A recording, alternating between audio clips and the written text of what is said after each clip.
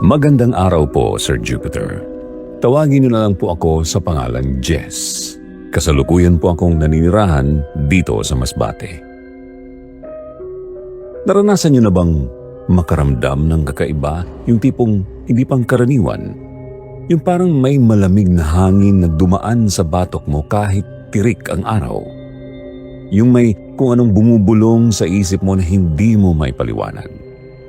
Hindi ko alam kung guni-guni lang ba yun o may ibig sabihin talaga. Pero bago ko po ikwento ang tungkol doon, siguro mas mabuti na ipakilala ko muna ang aking sarili. Ako po si Jess, 29 na taong gulang.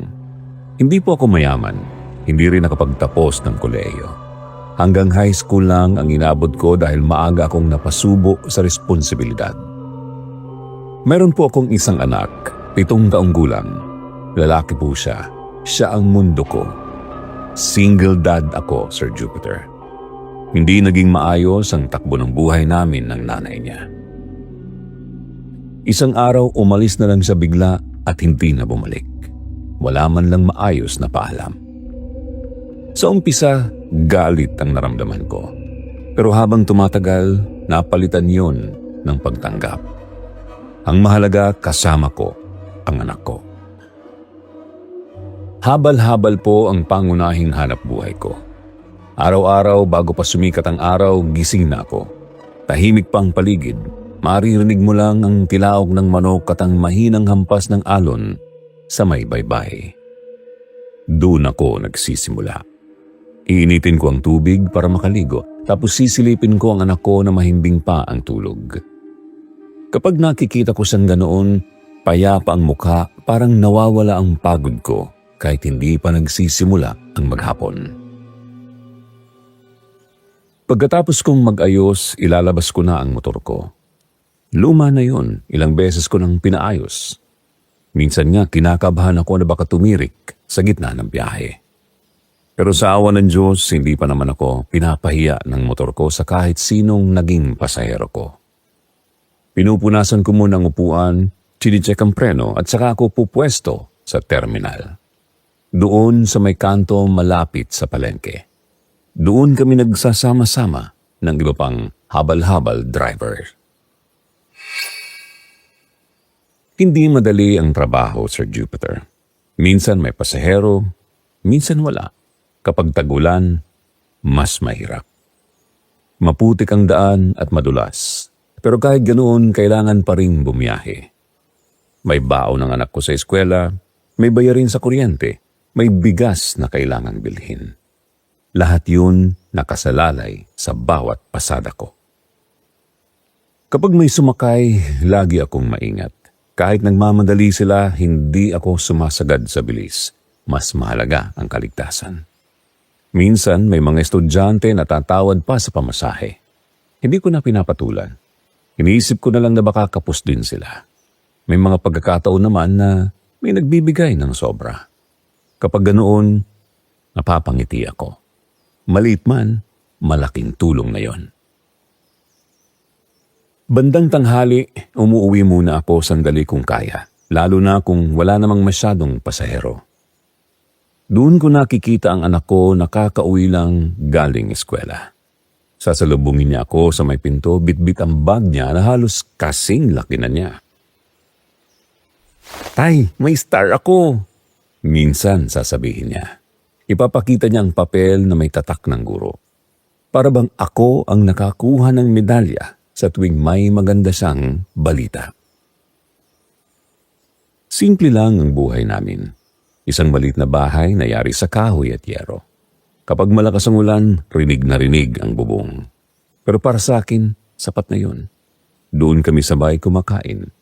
Madalas tuyo, itlog o kung minsan may gulay na nabili ko sa murang halaga sa palengke. Hindi kami madalas magkarne. Pero hindi naman po siya nagrereklamo. Masaya na siya. Basta magkasama kami. Tuwing gabi, ako ang gumagawa ng assignment niya. Hindi man ako magaling sa English o Math, pinipilit kong intindihin para matulungan siya. Ayokong maranasan niya ang hirap na dinaanan ko. Gusto kong makatapos siya, magkaroon ng maayos na trabaho balang araw.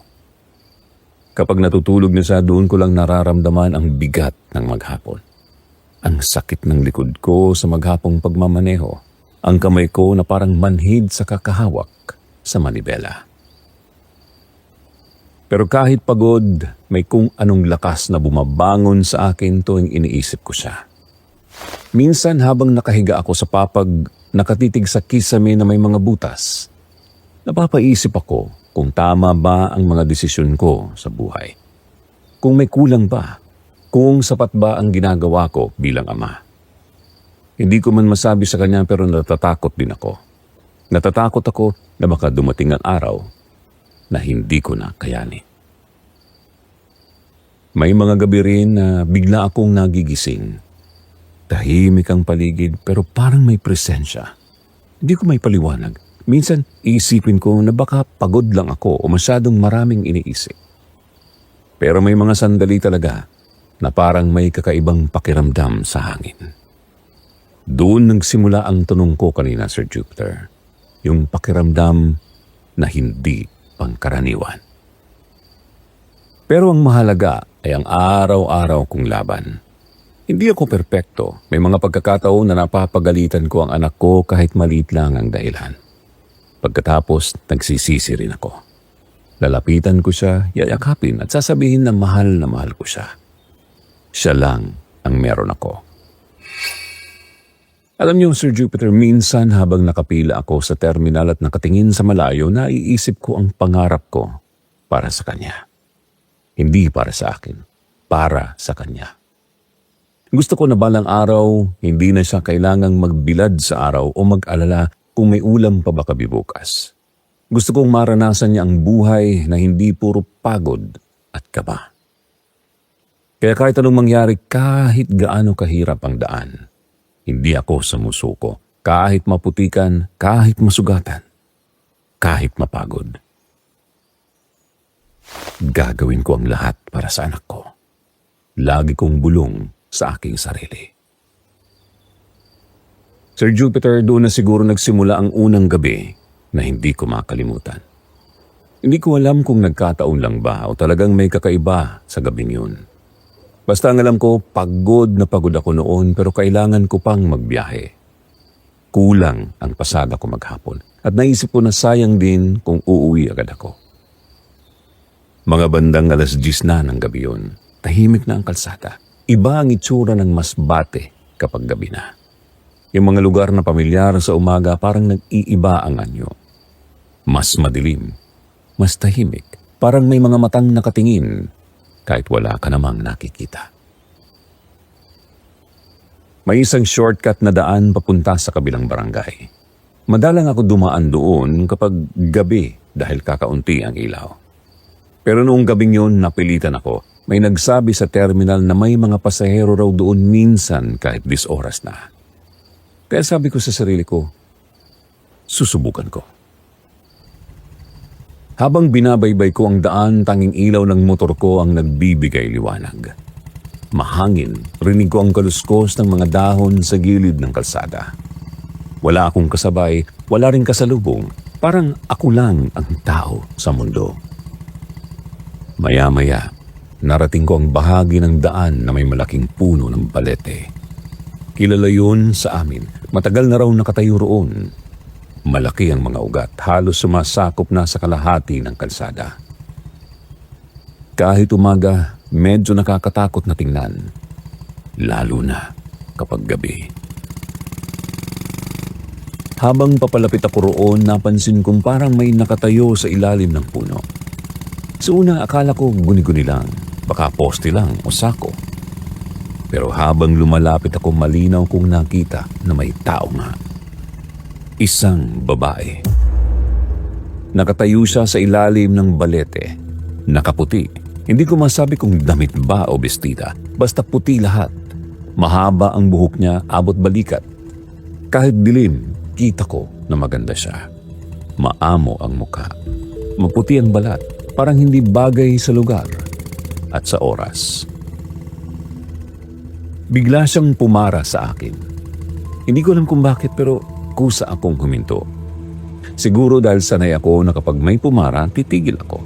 Trabaho ko yun eh. Kuya, pwede po bang makisakay? Mahina pero malinaw ang boses niya. Oo naman, sagot ko. Saan po tayo? Binanggit niya ang isang lugar na hindi ko madalas puntahan. Sa dulo raw ng lumang kalsada, malapit sa may dating hasyenda na matagal nang walang nakatira. Saglit akong nag-isip. Gabi na, medyo malayo. Pero sabi ko nga kailangan ko ng pasada, kaya pumayag ako. Sumakay siya sa likod ko. Doon ko napansin halos wala akong maramdaman na bigat. Parang ang gaan niya. Hindi tulad ng ibang pasahero na ramdam mo kapag umuupo. Siya parang hangin lang. Habang umaandar kami, tahimik lang siya, hindi nagsasalita. Hindi rin ako makapagsalita. Ewan ko kung bakit pero parang ang lamig ng hangin kahit hindi naman ganun kalakas ang simoy. Parang may malamig na dumadaan sa aking likod. Minsan sinilip ko siya sa side mirror. Nakatingin lang siya sa unahan, hindi kumikibo. Ang putla ng mukha niya. Akala ko dahil lang sa ilaw ng motor ko. Malayo pa po ba? Tanong ko para lang mabasag ang katahimikan. Malapit na po. Sagot niya, pareho pa rin ang tono. Hindi galit, hindi masaya, basta parang walang emosyon. Pagdating namin sa dulo ng daan, nakita ko ang bahay na tinutukoy niya. Lumang bahay na gawa sa kahoy. Madilim. Wala akong nakitang ilaw sa loob. Ang bakod sira-sira na. Ang damo matataas. Parang matagal nang walang tao roon. Dito na lang po, sabi niya. Huminto ako sa harap ng gate na halos nakabukas na dahil sa kalumaan. Bumaba siya ng dahan-dahan. Doon ko mas nakita ang itsura niya sa ilaw ng motor. Maganda talaga.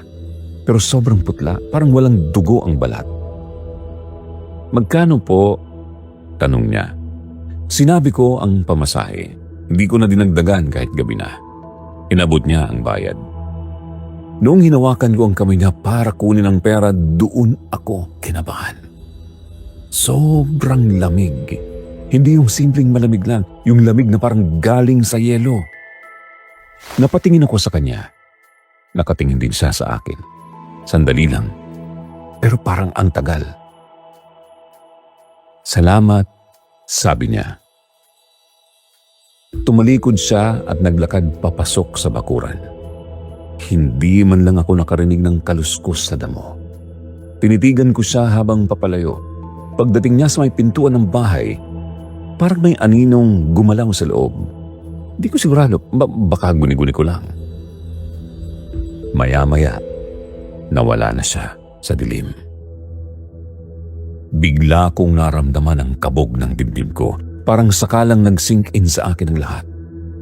Tumingin ako sa kamay ko na humawak sa kanya, parang nanlamig pa rin. Napabulong ako habang nakaandar na ulit ang motor ko, paalis doon. Putik, may dugo pa ba yun? Ang putla niya at ang lamig ng kamay. Sir Jupiter, pagkatapos noong gabing yun, hindi ko na masyadong inisip ang nangyari. Pinilit kong isipin na baka pagod lang ako. Kaya kung ano-ano na ang pumapasok sa isip ko. Habang pauwi ako, tahimik ang daan. Mas lalo akong nagmadali. Hindi ko na nilingon ang balete. Gusto ko na lang makarating at makauwi sa bahay. Pagdating ko sa amin, tulog na ang anak ko. May maliit kaming ilaw sa sala. Doon ako umupo sandali. Tinitigan ko ang kamay ko na humawak sa babae. Parang may natira pang lamig. Pinagpag ko yun. Parang gusto kong mawala ang pakiramdam.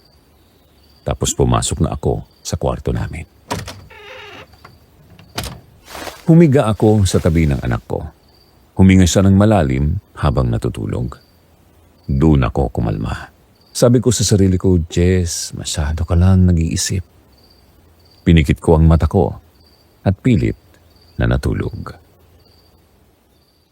Kinabukasan, maaga ulit akong nagising para maganda ng almusal. Nagprito ako ng itlog at nag-init ng kanin. Paglabas ng anak ko sa kwarto, medyo tahimik siya. Umupo siya sa mesa at kumain. Bigla niya akong tinanong. Papa, sino yung kasama mo kagabi? Na babae? Parang may malamig na tubig na ibinuhos sa ulo ko. Ano? Tanong ko, kunwari hindi ko narinig. Yung babae po nakatayo sa may pintuan kagabi. Akala ko may pasahero pa kayo. Nanigas ako sa kinauupuan ko. Hindi ako agad nakasagot. Tinitigan ko siya kung nagbibiro ba siya pero seryoso ang mukha niya. Kumakain lang siya habang nagsasalita. Parang normal lang ang sinasabi. Wala akong kasama kagabi. Sagot ko, pilit kong pinanatiling kalmado ang boses ko. Baka naman na naginip ka lang. Umiling siya. Hindi po, nakita ko po talaga nakaputi siya. Napatigil ang pagmuya ko. Nakaputi. Baka ilaw lang sa labas. Huwag ka masyado mag-isip ng kung ano-ano, sabi ko. Hindi na siya sumagot. Pero ako, Sir Jupiter, hindi na ako mapakali. Paano niya malalaman na nakaputi? Hindi ko naman naikwento sa kanya ang nangyari kagabi. At tulog na siya nang umuwi ako. Buong araw na yon parang mabigat ang pakiramdam ko. Pero kailangan ko pa rin bumiyahe. Hindi pwedeng tumigil. Kaya hapon na lumabas ulit ako para maghabal-habal. Pinilit kong maging normal. Nakipagkwentuhan pa ako sa ibang driver sa terminal. Hindi ko sinabi sa kanila ang nangyari. Ayokong pagtawanan nila ako.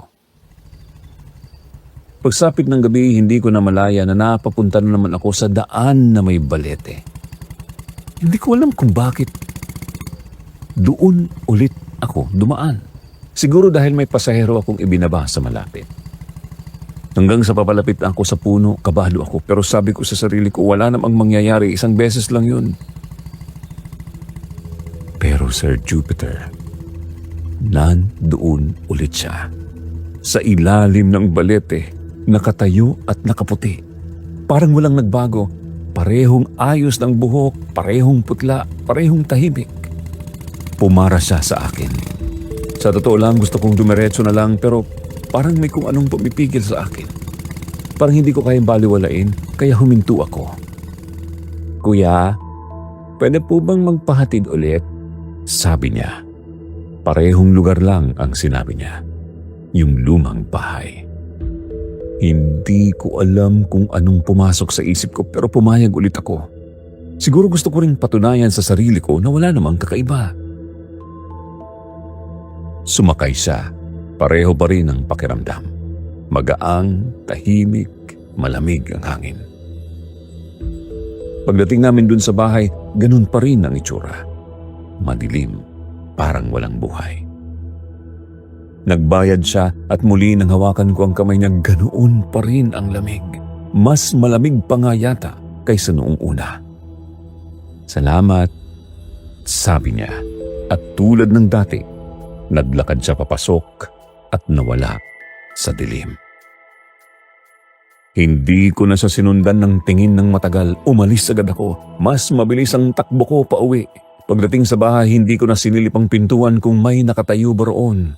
Diretso na ako sa higaan namin ng anak ko. Ilang araw ang lumipas, hindi ko na siya nakita uli. Unti-unti sinabi ko sa sarili ko na baka nagkataon lang ang lahat. Baka may nakatira talaga sa bahay na yun. Tahimik lang. Isang hapon, may pasahero akong ibinaba malapit sa dating asyenda. Hindi ko sinasadya pero napadaan ako malapit sa bahay na yon.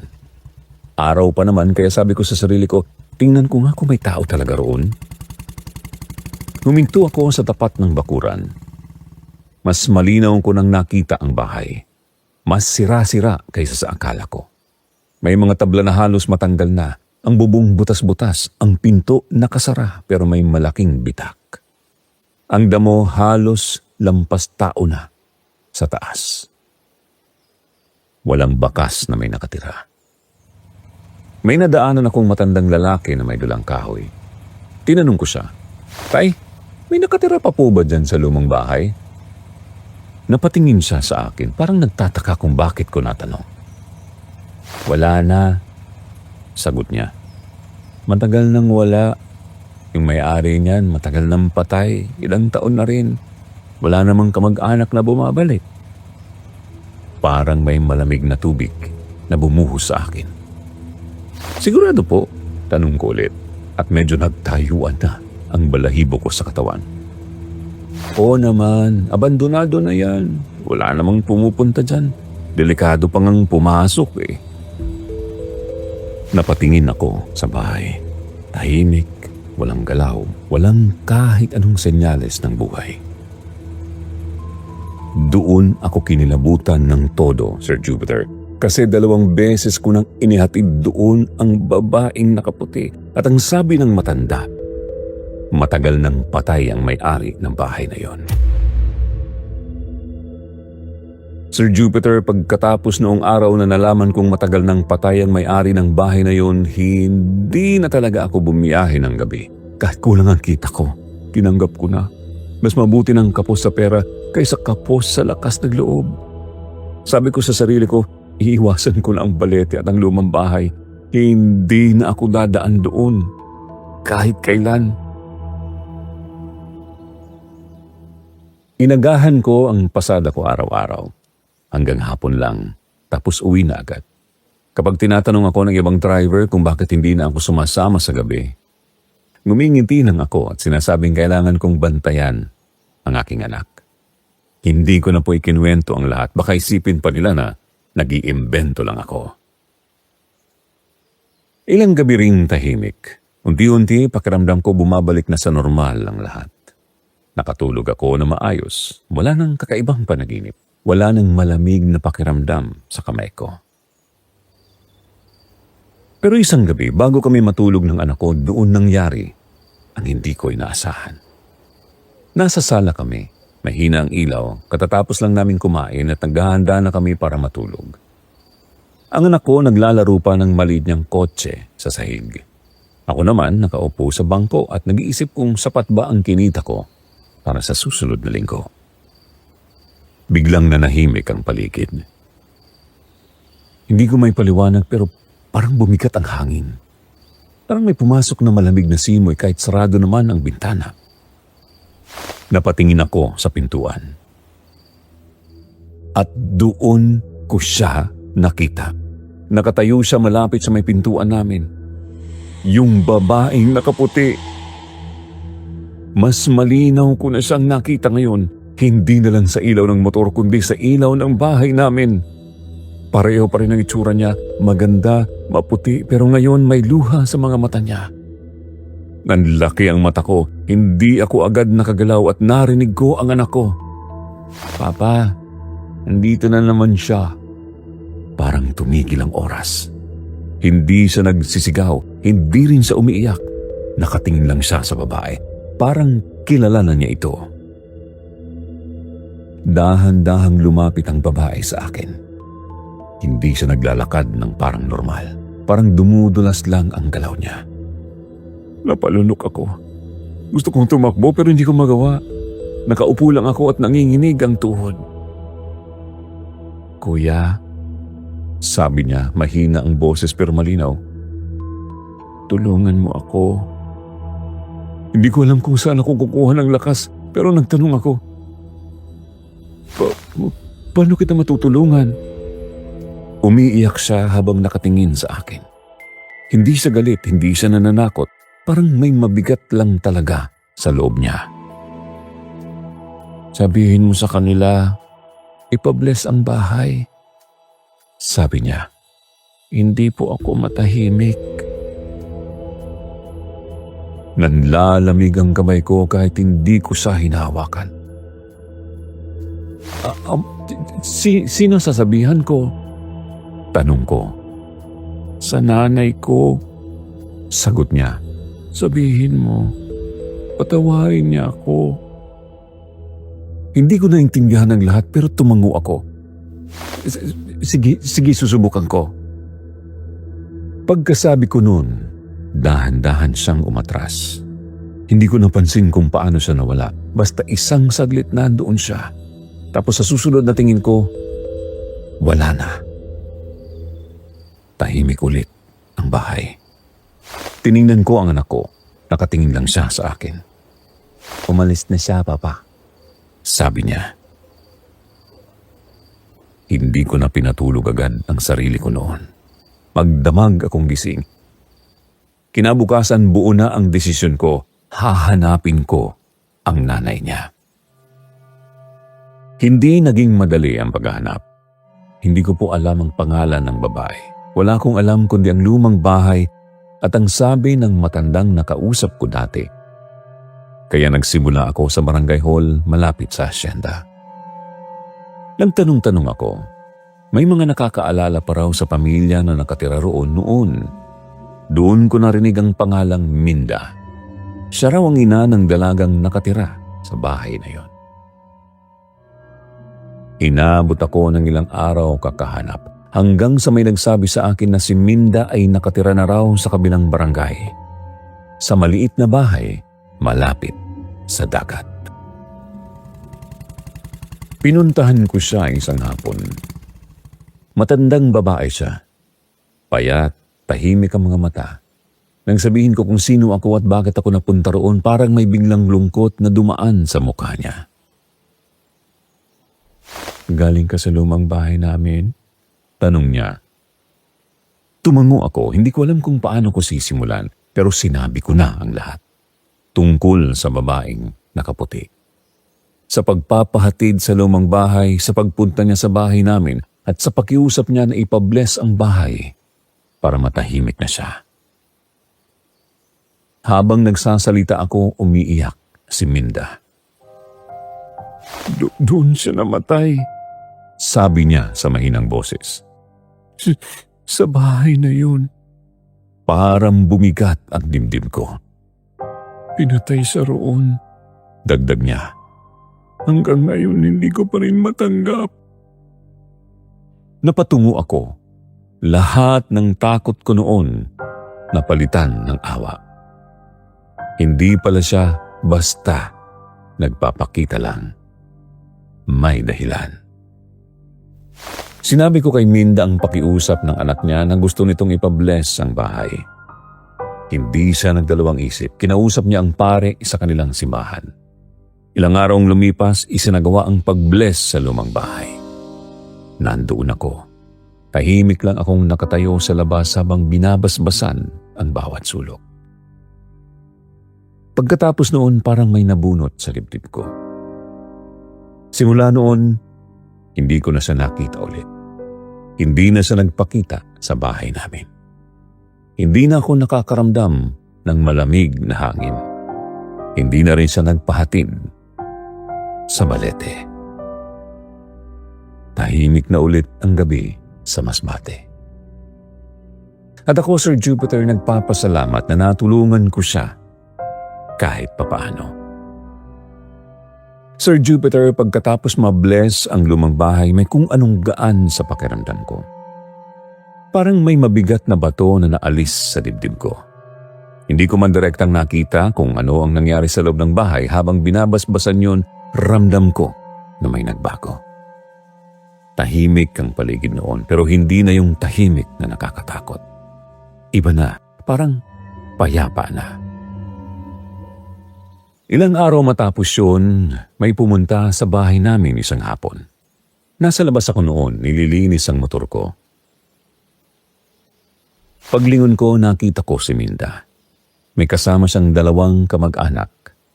May dala silang maliit na supot at prutas. Jess, maraming salamat, sabi niya. Pinapasok ko sila sa bahay. Nahihiya nga ako kasi simple lang naman ang lugar namin. Pero hindi naman sila nagginarte. Umupo kami sa maliit naming sala. Kung hindi dahil sa iyo, hindi namin malalaman na hindi pa pala matahimik ang anak ko. Sabi ni Minda habang pinupunasan ang mata niya. Akala ko kasi tapos na ang lahat. Akala ko kami na lang ang nagdadala ng sakit. Hindi ko alam kung ano ang sasabihin ko. Hindi naman ako bayani. Natatakot pa nga ako noong una, pero sinabi ko sa kanya ang totoo. Sa totoo lang po, natakot din po ako.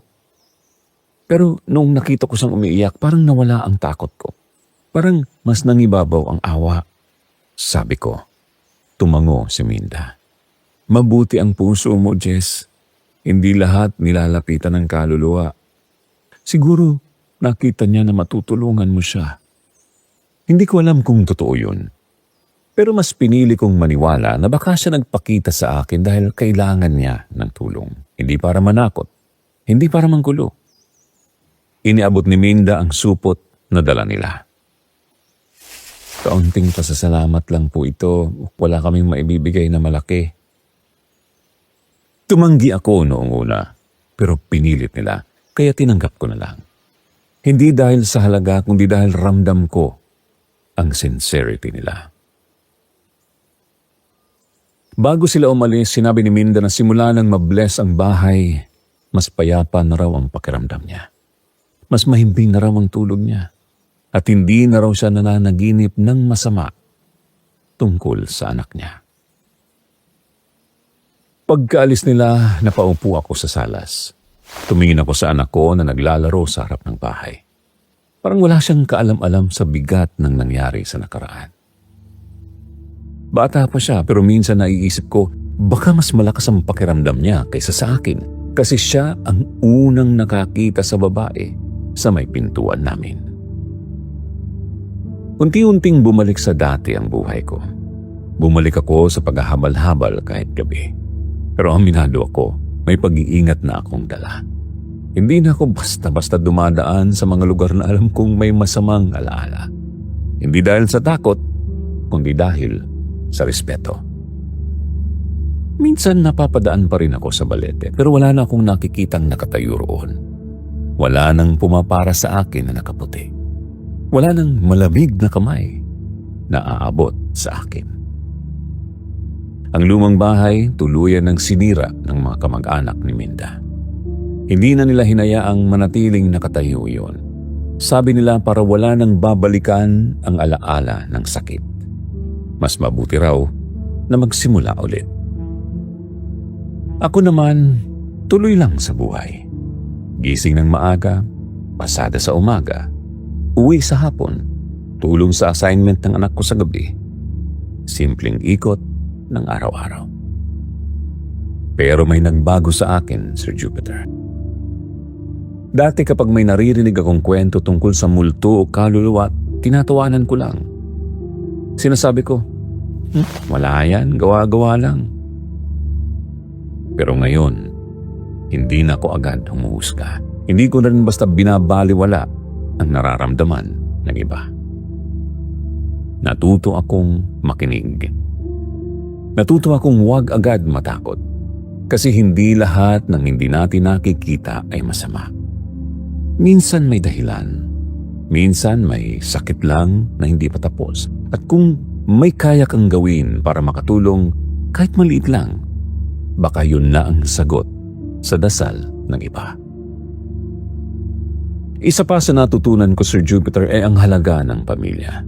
Nakita ko kung gaano kasakit para kay Minda ang pagkawala ng anak niya. Doon ko mas naisip ang anak ko. Paano kung ako ang nawala? O mawala? Paano kung siya ang masaktan? Kaya mas lalo kong pinahalagahan ang bawat araw na kasama ko ang anak ko. Hindi man ako mayaman pero may anak akong nakangiti araw-araw. May mali kaming bahay na kahit maingay kapag umuulan, puno naman ng tawanan. At may trabaho akong marangal kahit mahirap. Minsan kapag gabi at tahimik na ang paligid, naaalala ko pa rin ang babaeng nakaputi. Pero hindi na ako kinakabahan.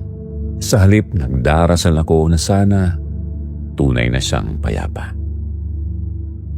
At sa tuwing hahawak ako sa manibela ng motor ko, naaalala ko ang lamig ng kamay niya. Hindi na yun para matakot ako. Paalala yun na may mga bagay sa mundo na hindi natin kayang ipaliwanag. Pero hindi ibig sabihin na dapat natin silang layuan agad.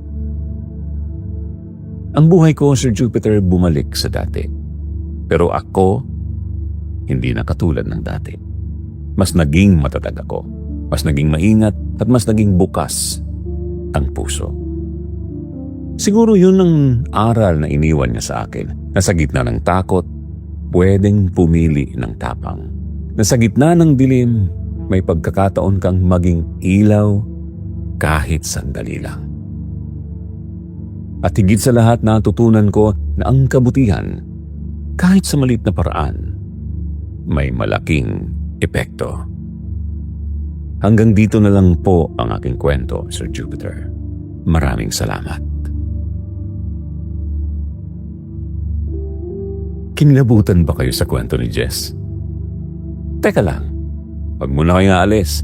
May isa pa tayong kwento na tiyak ako mas makakapanindig sa inyong balahibo.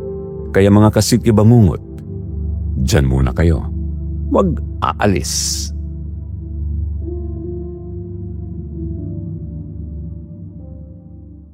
Magandang araw, Sir Jupiter, at sa lahat ng nakikinig. Itago niyo na lang po ako sa pangalang Arwen. Lalaki po ako, 27 anyos, at ako ang panganay sa 3 magkakapatid.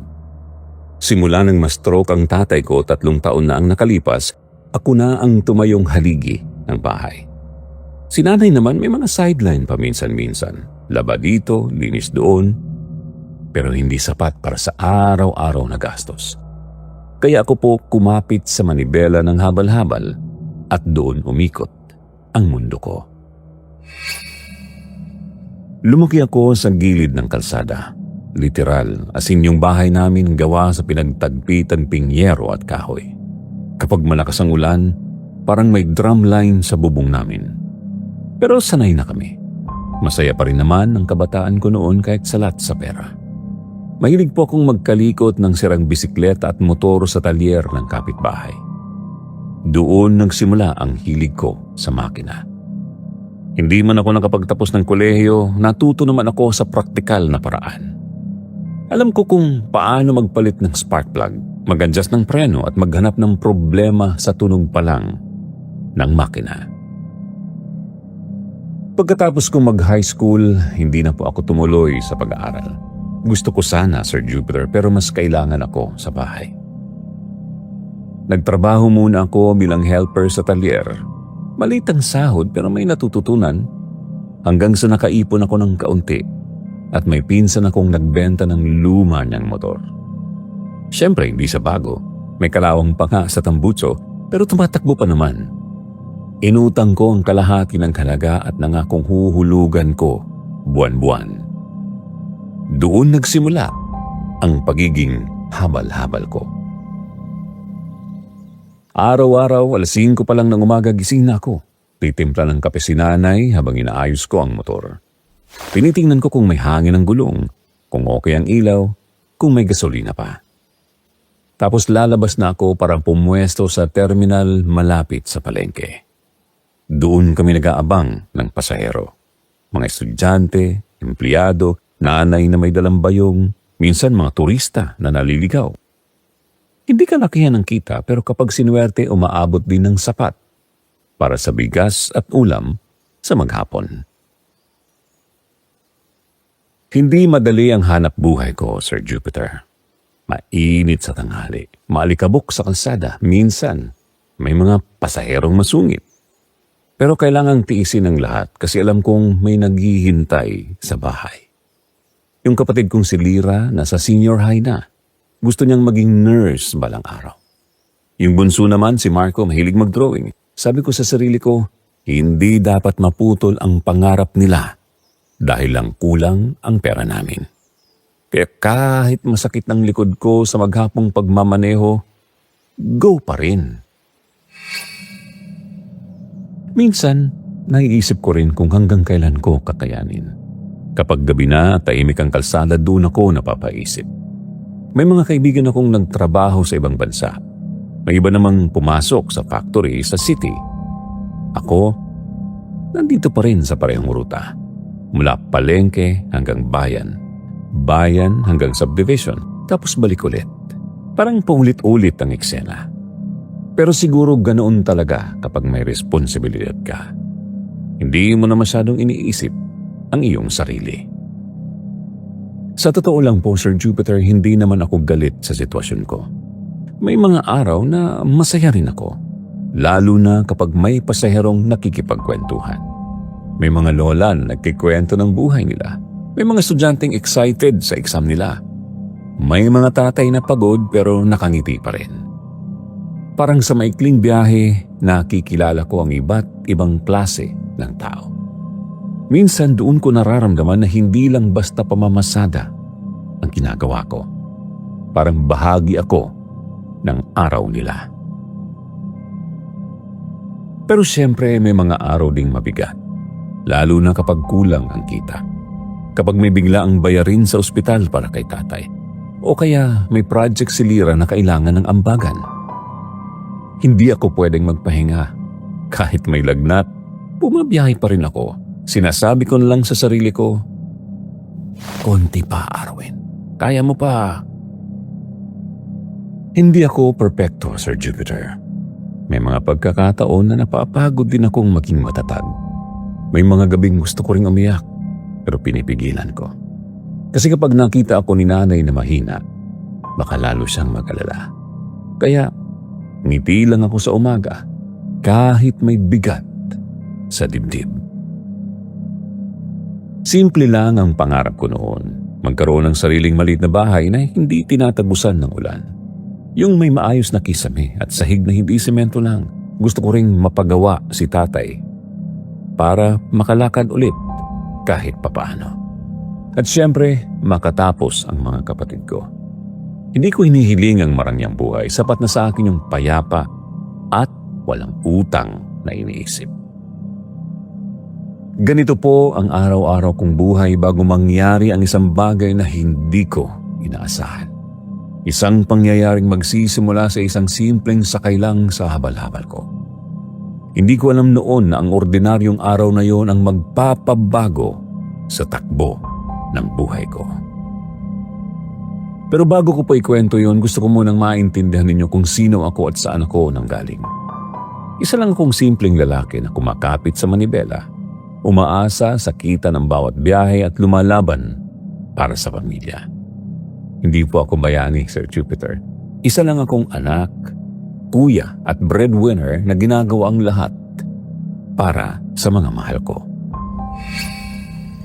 Isang gabi medyo malamig at tahimik ang kalsada. Uuwi na sana ako galing terminal, pagod na, pero sanay na rin sa ganitong oras. Bitbit ko ang helmet ko sa ilalim ng braso at nakayuko lang sa motor habang iniisip ang hapunan at kung anong ulam ang ihahanda ni nanay. Habang nagmamaneho ako sa madilim na kalsada, may napansin akong nakatayong tao sa gilid. Medyo matanda. Siguro nasa mga 50 o 55 taong gulang. May suot na payong at payak lang ang damit. Una nagdadalawang isip ako. Madilim kasi ang kalsada. Hindi ko kilala ang lugar pero naisip ko na baka kailangan niya talaga ng saklolo. Kaya nagpreno ako at dahan-dahang pumara. "Sir, sakay po?" Tanong ko habang nakatingin sa kanya. "Opo, padala po sana ako sa barangay San Rafael." Sagot niya. Medyo mahinahon ang boses. Sumakay siya at agad kong itinuro ang seat sa likod. Habang umaandar ang motor sa medyo liblib na ruta, napansin ko na tahimik siya. Hindi siya nagtanong kung gaano kalayo pa o kung magkano ang pamasahe. Parang sanay na rin siyang sumakay at sumunod lang sa agos ng biyahe. Sa una, medyo kabado ako kasi hindi ko kilala ang matanda at hindi rin pamilyar ang lugar. Pero naisip ko, okay lang, basta dahan-dahan lang at maging alerto sa paligid. Habang nagmamaneho ako, naiisip ko rin kung gaano kahaba ang kalsada na ito. Medyo kasi malayo ang barangay San Rafael. Hindi lang basta daan sa city. Puno ng puno. May ilang bahay na nakakalat at halos wala ng street light. Napakatahimik kasi ang motor ko parang mas mababa ang tunog kaysa sa normal. Parang hinihintay lang namin ang oras na makarating sa dulo. Pagdating namin sa isang medyo bakanting lugar, huminto ako sa gilid. Medyo nagulat ako kasi parang walang ibang tao sa paligid. Pero nanatili siyang nakaupo sa likod ng motor. Maayos ang postura. Tahimik lang. "Salamat, bata," sabi niya matapos bumaba sa motor. Tumango lang ako. "Walang naman po, Manong." ang sagot ko. Medyo nagulat din ako sa mabilis niyang paglakad palayo sa kalsada. Parang isang iglap lang, nawala siya sa aking paningin. Grabe si Manong, bilis maglakad ah.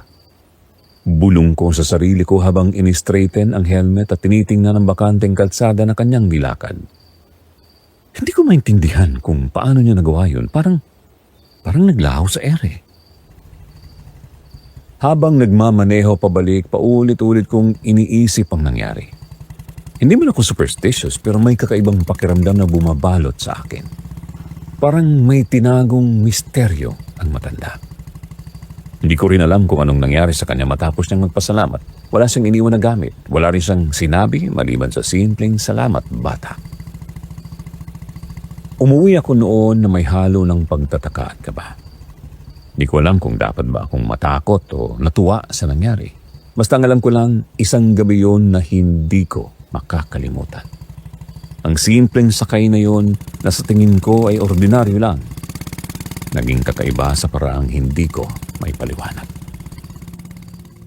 Alam niyo po, Sir Jupiter, sa araw-araw kong pamamasada madalas akong makakita ng iba't ibang tao. May mga nagmamadali, may mga nagkikwento, may mga nagingitian. Pero iilan lang sa kanila ang nag-iiwan ng ganoong kakaibang pakiramdam sa puso ko. At ang matanda na yun, kahit sandali lang naming magkasama, naiwan ang tanong sa isipan ko. Sino ba siya at bakit ganoon kabilis ang paglakad niya? Matapos yung gabing yun, akala ko tapos na ang kakaibang pangyayari sa buhay ko. Naisip ko noon na siguro isang pagkakataon lang yun. Isang pasaherong bigla lang dumaan sa buhay ko. Nagpasalamat at naglaho. Uuwi ako sa bahay, magpapahinga at babalik sa karaniwang kong araw-araw na pamamasada. Pero sa loob ng 3 araw na yon, kahit gaano ako kabisi, hindi ko maiwasang isipin ang matanda. Paulit-ulit ko siyang iniisip kung paano siya naglakad ng ganoon kabilis, kung ano ang ibig sabihin ng simpleng salamat, bata. Hindi ko alam kung may mensahe ba yon o simpleng galang lang. Parang may tanong na laging nakatambay sa ulo ko. Pagdating na 3 araw, hapon na, halos tapos na rin ang aking hapon na biyahe. Medyo pagod na ako pero sanay na rin sa ganitong oras. Saka biglang may napansin akong nakatayong matanda sa kanto ng kalsada. Sa parehong lugar na unang sumakay siya sa akin. Halos hindi ako makapaniwala. Hindi pwedeng siya na ulit yun? Bulong ko sa sarili habang dahan-dahang pumara sa kanya. Sir, sakay po? Tanong ko ulit, medyo kinakabahan at sabik din. Oo, bata. Sagot niya, mahinahon pa rin. Para bang normal lang ang nangyayari. Kahit 3 araw na rin kaming hindi nagkita. Habang nakasakay siya sa likod ng motor, hindi ko pa rin maiwasan ang pagtataka. Sir, bakit parang pamilyar na po kayo? Pero napatahimik na lang siya at ngumiti. Dahan-dahan akong nagpatuloy sa biyahe. Ang kalsada, tulad ng dati, tahimik at may ilang ilaw lang sa gilid.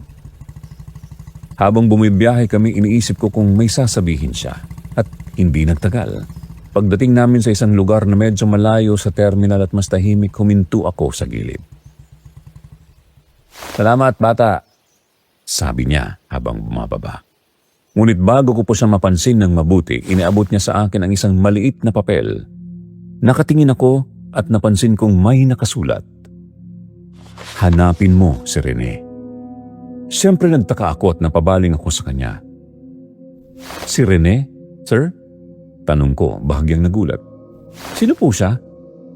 Ngunit bago pa man siya makasagot o makapagpaliwanag, bigla na lamang siyang naglakad palayo.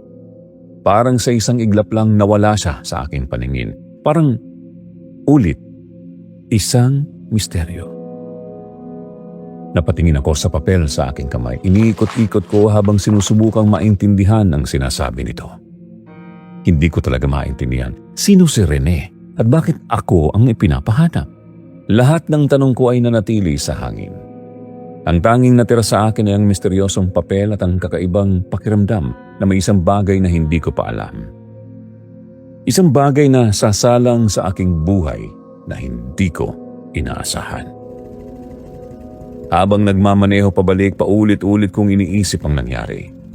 Sa 3 araw na hindi ko siya nakita, akala ko tapos na ang kakaibang pangyayari. Pero heto ulit siya. At may iniwan na mensahe na parang utos o paalala. Hindi ko alam kung paano ko sisimulang hanapin si Rene o kung ano ang ibig sabihin nito para sa akin. Pero isang bagay ang malinaw, hindi basta ordinaryo ang matandang yun at parang may plano siyang hindi ko pa naiintindihan. Kinabukasan, hindi muna ako namasada. May kakaibang pakiramdam ako sa nangyari kahapon. Hindi ko maiwasang balikan ang papel na iniwan ng matanda. Binasa ko ulit ang nakasulat. Hanapin mo si Rene. Pero mas napansin ko ngayong may dagdag na detalye. May address pala na nakalagay sa sulat.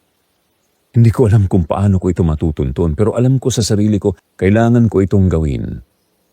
May kaba, may takot, pero higit sa lahat, may pakiramdam na tama ang ginagawa ko. Pagkatapos kong mag-almusal, saka ko inihanda ang motor. Hindi ko alam kung anong asahan ko, pero ginawa ko lang ang alam ko. Sumakay at sundan ang direksyon sa papel. Medyo liblib ang lugar, Sir Jupiter, hindi katulad ng karaniwang ruta ko sa palengke. May mga makakapal na puno sa gilid ng kalsada at may ilang bahay lang na nakakalat. Ngunit dahan-dahan kong sinunod ang bawat marka ng address. Pakiramdam ko bawat liko ng kalsada may bigat sa dibdib ko. Pagdating ko sa bahay na nakasulat sa papel, napatingin ako sa paligid. Ang bahay medyo matanda na rin ang itsura. May bakod na kalawangin sa ilang bahagi, pero maayos naman. May tanim sa harap at ramdam mo agad na may buhay sa loob kahit tahimik sa labas. Tumunog ako sa kampana at naghintay. Pagkalipas ng ilang sandali, lumabas ang may-ari. Isang lalaki, siguro nasa 40 o 50 taong gulang. May maayos na tindig at may ngiting hindi mo agad maipaliwanag.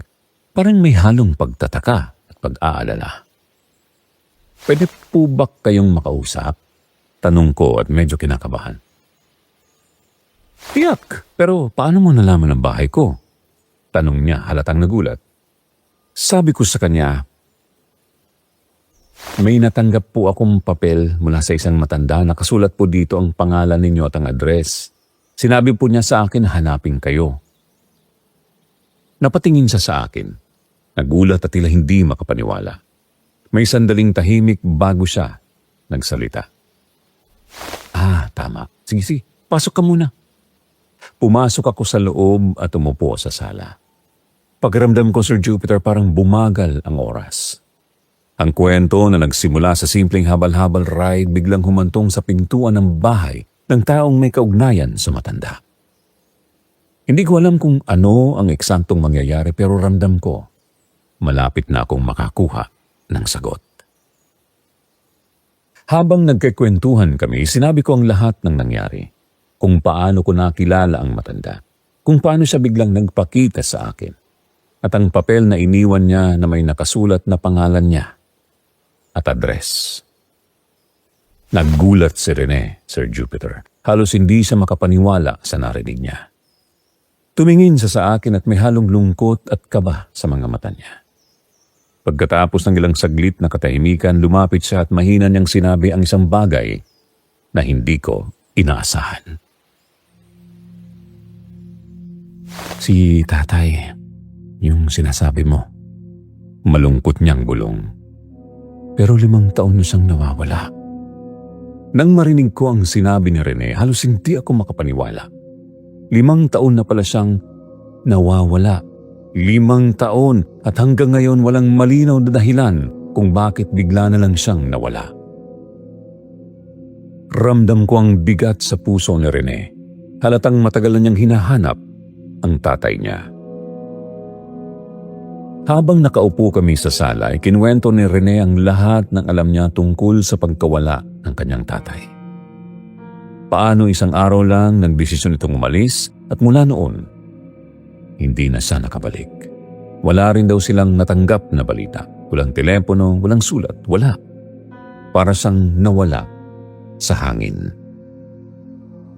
Nang marinig ko ang kwento, napag-isip-isip ko na baka may maitutulong ako. Sabi ko sa kanya, may isa po palang lugar na laging pinaghahatiran ko sa matanda, medyo liblib at tahimik pero parang may kahalagahan yata sa kanya. Tumingin si Rene sa akin, may halo ng pag-aalinlangan at pag-asa. Saan po yun? Tanong niya. Ipinaliwanag ko sa kanya ang ruta, kung paano ko nararating ang lugar at gaano ito kalayo at kaliblib. Habang nagsasalita ako, ramdam ko ang excitement sa kanyang muka, pero ramdam ko rin ang kaba. Hindi lang basta lugar yun. Parang may misteryo, parang may sikreto na matagal nang nakatago. Matapos kong ibigay ang detalye, nagpasya si Rene na puntahan ang lugar. Halos hindi ako makapaniwala. Talaga po ba? Puntahan natin ngayon? Tanong ko. Medyo kinakabahan pero handa rin. Sumakay siya sa motor ko at nagpatuloy kami sa ruta. Habang papalapit kami, unti-unti kong nararamdaman ang pagbabago ng paligid. Mas tahimik, mas maraming puno sa gilid at halos walang ibang tao o bahay na malapit. Ang lugar ay liblib, Sir Jupiter, parang nakatago sa mata ng karamihan. Pagdating namin sa kinaroroonan, napatingin si Rene sa paligid at muntik na siyang huminto sa paghinga. Arwin, maaaring narito ang ama ko. Mahina niyang sabi. Halos ramdam ko ang tensyon sa kanyang katawan. Para mang bawat puno at bawat bakanting lote ay may kwento. At bawat hakbang namin, nagdadala sa amin ng isang bagay na matagal nang hinahanap. Hindi nagtagal, kinuha niya ang kanyang telepono at tumawag sa pulis. Kailangan nating imbestigahan ang lugar. Sabi niya, halatang seryoso siya at ramdam ko ang determinasyon na matuklasan ang katotohanan. Habang nanonood ako sa kanya, napagtanto ko, Sir Jupiter, na sa isang simpleng biyahe lang, isang sakay sa habal-habal na buksan ang isang daan para mahanap ang 5 taong nawawalang tatay ni Rene. Hindi ko alam kung ano ang susunod na mangyayari pero ramdam ko may pagbabago na sa lahat ng buhay namin. Matapos tumawag si Rene sa pulis, nagsimula na ang investigasyon sa liblib na lugar na yon. Hindi pa rin ako makapaniwala habang nakaupo sa tabi at pinapanood ang nangyayari. Para bang ordinaryong araw ko lang sa pamamasada ang naging daan para mabuksan ang isang 5 taong misteryo sa buhay ng isang pamilya. Habang pinapasok ng mga pulis ang lugar, unti-unti nilang nadiskubre ang katotohanan. Hindi ko naman may paliwanag ang pakiramdam ko nang makita nila ang lugar at makumpirma ang hinala. Natagpuan ang bangkay ng tatay ni Rene. Parang tumigil ang mundo ko sa sandaling yun. May halong lungkot, takot at kakaibang kapayapaan. Ang tatay ni Rene na 5 taon na naglaho, natagpuan na. Hindi naglaon dahil sa ebidensya at sa masusing investigasyon na identify din kung sino ang may sala sa nangyari. At dahil doon nakulong ang taong responsable. Halos hindi makapaniwala si Rene. Halos hindi siya makahinga sa saya at minhawa. Napalapit siya sa akin at may luhang humuhulog sa kanyang pisngi. Arwin, hindi ko pa alam kung paano ko kayo pasasalamatan. Sabi niya, halatang labis ang pasasalamat. Dahil sa iyo, nahanap ko ang ama ko at nakamit niya ang hustisya. Tumango lang ako, medyo nahihiya pero masaya rin. Hindi ko alam kung paano ipaliwanag ang pakiramdam ko. Para bang ordinaryong trabaho lang ang ginawa ko. Paghatid ng pasahero. Pamamasada araw-araw. Pero ngayon naging daan ito para masagot ang 5 taong tanong ni Rene. Parang isang simpleng hakbang sa motor lang ang nagbukas ng buong kwento ng pamilya niya.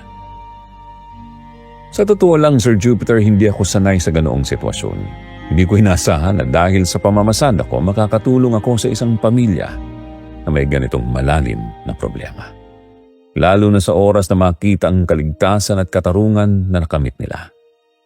Ramdam ko na kahit maliit lang ang ginagawa ko sa buhay. Minsan malaki ang epekto nito sa iba. Habang nag-uusap kami ni Rene, ramdam ko rin ang pag-asa at pasasalamat sa paligid. Parang kahit sa gitna ng mga ordinaryong gawain, may pagkakataon na makagawa ka ng hindi ordinaryong bagay. Napaisip ako, Sir Jupiter, na sa simpleng pamamasada ko, natutunan ko rin ang isang mahalagang aral. Ang aral na yun, kahit parang simple ay malalim. Una, kahit sa pinakamaliit mong ginagawa, may epekto ka sa iba. Kahit simpleng pagsakay sa motor o pagtulong sa isang tao, pwedeng magbukas ng daan para sa mas malalaking bagay. Pangalawa, sa kabila ng pang-araw-araw na pagod at hirap, may pagkakataon na darating na parang regalo ang mga hindi inaasahan. Ang bawat sakay, bawat pasahero, hindi lang basta trabaho. Para sa iba, pwedeng ito ang maging daan para sa kasagutan o pag-asa. Natapos ang araw na yun, Sir Jupiter, at habang pauwi ako sa bahay, ramdam ko ang kakaibang ginhawa sa dibdib ko. Ang pamilya ni Rene nakamit na ang hustisya at nakamit din nila ang kaunting kapanatagan matapos ang 5 taong kawalan. At ako naman, bilang simpleng habal-habal driver, napagtanto ko na kahit ordinaryo ang buhay ko, may mga pagkakataon na nagiging extraordinaryo ang mga bagay dahil sa simpleng pagtulong at paggawa ng tama. Hindi ko po alam kung paano ko ipapaliwanag ang pakiramdam ko. Halong kaba, lungkot, saya at pasasalamat. Pero isa ang sigurado, di ko makakalimutan ang karanasang yon. Hindi lang dahil sa nangyari sa pamilya ni Rene, kundi dahil natutunan ko na ang bawat simpleng aksyon, gaano man ito kaliit o kabigat, ay may puwersa para baguhin ang buhay ng iba. At yun po, Sir Jupiter, ang natutunan ko sa karanasang yon. Sa simpleng pamamasada at paghatid ng tao, kahit sa tingin mo maliit at ordinaryo lang ang ginagawa mo, minsan may mas malalim na epekto ito kaysa sa inaakala mo. Isang simpleng hakbang sa motor, isang sakay lang, pwede nang magbukas ng pinto sa mga bagay na matagal nang hinahanap ng iba. Mga sagot sa tanong na matagal nang nananatili sa puso at isipan ng tao. Hindi mo alam kung sino ang mababago mo ng buhay sa bawat simpleng galaw mo. Natuto rin ako na kahit gaano kabigat ang araw-araw na buhay, kahit pagod ka sa trabaho, hindi mo dapat maliitin ang halaga ng simpleng kabutihan. Kahit isang pasahero lang ang matulungan mo, kahit isang direksyon lang ang maibigay mo, minsan yun na ang magiging daan para makamit ang isang hustisya, para mabalik ang pag-asa, o para magdulot ng kaginhawaan sa ibang tao. Ang simpleng kilos mo na sa tingin mo na normal lang, pwede palang maging napakalaking bagay sa ibang buhay. At higit sa lahat, Sir Jupiter, natutunan ko rin na hindi mo kailangang maging espesyal o may kapangyarihan para gumawa ng tama. Kahit simpleng tao ka lang at ordinaryo ang trabaho mo, pwede ka pa rin maging instrumento ng kabutihan at pagbabago. Kahit sa gitna ng pagod, sa gitna ng alikabok ng kalsada, sa gitna ng init ng araw o lamig ng gabi, may pagkakataon na magiging daan ka sa isang mahalagang bagay sa buhay ng iba. Maging ito man ay pagbibigay ligaya, pagbibigay sagutin o pagbibigay hustisya. Kapag iniisip ko ang nangyari kay Rene at sa tatay niya, hindi ko maiwasang mamangha sa ganitong pagkakataon. Parang sa bawat ordinaryong araw may kakaibang kwento na pwedeng mangyari. Kwento ng kabutihan, ng pag-asa, at minsan, kwento ng hustisya. At yun ang nagbigay sa akin ng kakaibang kapanatagan at pag-asa para sa sarili ko rin. Na kahit ako, bilang isang simpleng habal-habal driver, may pwede akong ambag sa mundo, sa buhay ng iba, kahit hindi ito malaki o kapansin-pansin sa panlabas. Kaya hanggang ngayon, Sir Jupiter, sa bawat sakay ko at sa bawat pasahero, iniisip ko na kahit ang pinakamalit na tulong o kahit simpleng pakikipag-usap lang, pwede itong magdala ng pagbabago sa buhay ng ibang tao.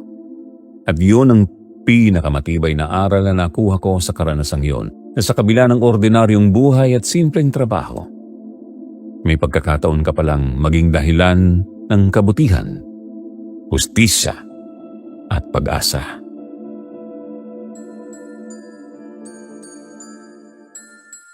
At dyan po mga kasityo bangungot ang pagtatapos ng ating mga kwento. Pero abang-abang lang kayo dyan ha, dahil marami pa tayong ibang kwentong kababalaghan na ibabahagi dito sa ating channel. Kaya comment down below kung excited ba kayo sa mga susunod nating upload. Stay tuned